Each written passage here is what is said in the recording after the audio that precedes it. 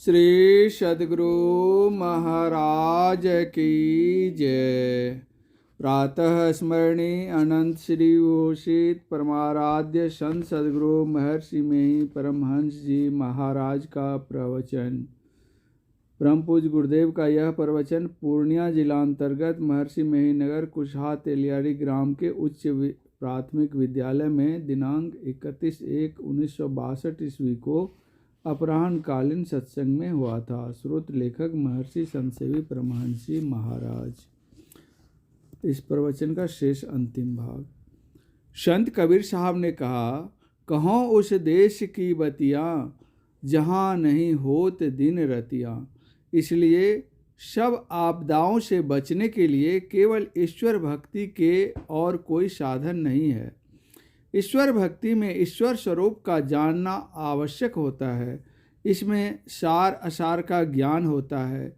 यह भी विचार लेना अच्छा है कि इस संसार में किसी भी पद पर रहो, कल्याण नहीं। महात्मा गांधी जी ने पंडित जवाहरलाल नेहरू को मंत्री पद देने कहा, डॉक्टर राजेंद्र प्रसाद को राष्ट्रपति बनाने कहा, लेकिन अपने उन्होंने कोई पद नहीं लिया। वे बड़े बुद्धिमान थे। आत्मा और अनात्मा का विचार ही वेदांत ज्ञान है। इससे आगे ज्ञान नहीं जाता।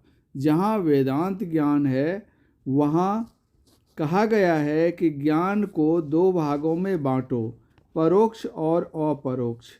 परोक्ष ज्ञान में गलती भी हो सकती है, अपरोक्ष में गलती नहीं हो सकती। परोक्ष ज्ञान के अंदर ही श्रवण मनन ज्ञान है और जब तक साधन करते हैं तब तक का निधिध्यासन ज्ञान परोक्ष ज्ञान है। यहाँ ज्ञान की पूर्णता नहीं है। पढ़ सुनकर जो ज्ञान होता है वह अधूरा ज्ञान है। जब तक निधिध्यासन में हो तब तक भी पूरा नहीं हुआ। निधिध्यासन का अंत होने पर अनुभव ज्ञान होता है और तब पूर्ण ज्ञान होता है। श्रवण ज्ञान अग्नि है, मनन ज्ञान बिजली है, निधिध्यासन ज्ञान बड़वानल के समान है और अनुभव ज्ञान प्रलय काल की अग्नि के समान है।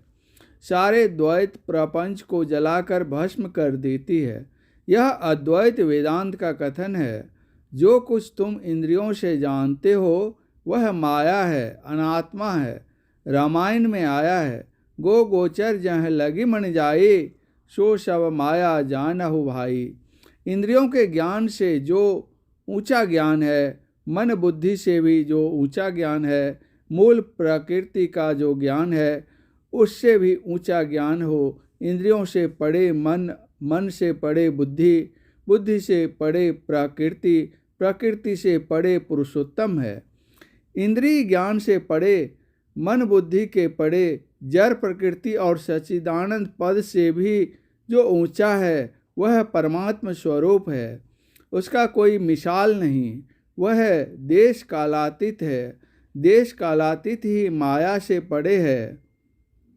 प्रकृति के अंदर ही विस्तृत्व है, लेकिन जो देश कालातीत है वह विस्तृत्व रहित है। देश काल विस्तृत्व है, इसलिए देश काल में व्यापक रहने के कारण वह विस्तृत्व सा मालूम होता है, लेकिन वह विस्तृतत्व नहीं है। जैसे हवा गिलास में रहने से गिलास जैसी है, गिलास टूट गया तो वह उसका रूप नहीं रहता। जो मन बुद्धि से नहीं जाना जाए वह है ईश्वर। प्रश्न है रूप क्या है? तो कहा जा सकता है कि नेत्र से जिसका ज्ञान हो, एक एक विषय के लिए एक एक इंद्रिय है। 5 विषय हैं, उनके ग्रहण के लिए 5 इंद्रियां हैं। मन बुद्धि भी ईश्वर को छूने योग्य नहीं है। इसलिए गोस्वामी तुलसीदास जी ने लिखा, राम स्वरूप तुम्हार वचन अगोचर बुद्धि पर, अविगत अकथ अपार नेति नेति नित निगम कह। किसी इंद्रिय गोचर पदार्थ को ईश्वर मानकर वहाँ तक पहुँचा जाए तो वेदांत संतुष्ट नहीं है। इंद्रिय गोचर जो नहीं है वह अव्यक्त है। हम लोग व्यक्त मंडल में हैं, व्यक्त का काम करते हैं। जो अव्यक्त हैं उसमें मन कैसे लगावें, ऐसा प्रश्न होता है। उसका भी उत्तर है। जब महाभारत की लड़ाई समाप्त हो गई, युधिष्ठिर राजा बने, तो महिलाओं के विलाप से उनका मन उद्विग्न होने लगा। व्यास जी ने सोचा इसके मन को बदलने के लिए यज्ञ कराना चाहिए। व्यास जी ने कहा तुम यज्ञ करो। युधिष्ठिर जी ने कहा महाभारत के युद्ध में इतना खर्च हो चुका है कि अब यज्ञ करने के लिए उतना धन कहाँ है। व्यास जी ने कहा हिमालय में धन बहुत है। राजा मरुत ने यज्ञ किया था, पुरोहितों को इतना दान दिया था कि वे लोग सारे धन नहीं ले जा सके, इसलिए उन लोगों ने उस धन को हिमालय में गाड़ दिया है। मैं उसकी युक्ति बतला देता हूँ, तुम वहाँ से धन ले आओ। व्यास जी की युक्ति के मुताबिक हिमालय से धन लाकर युधिष्ठिर ने यज्ञ किया। युधिष्ठिर के लिए पहाड़ का धन अव्यक्त था। व्यासदेव जी ने उसे प्राप्त करने का उपाय बताया। उनकी बात मानकर उनके कहे अनुसार युधिष्ठिर गए और धन लाकर यज्ञ किया। उसी तरह जो अव्यक्त परमात्मा है, उसके लिए जो चलता है, ईश्वर की भक्ति करता है, वह ईश्वर को पाता है। श्री सद्गुरु महाराज की जय।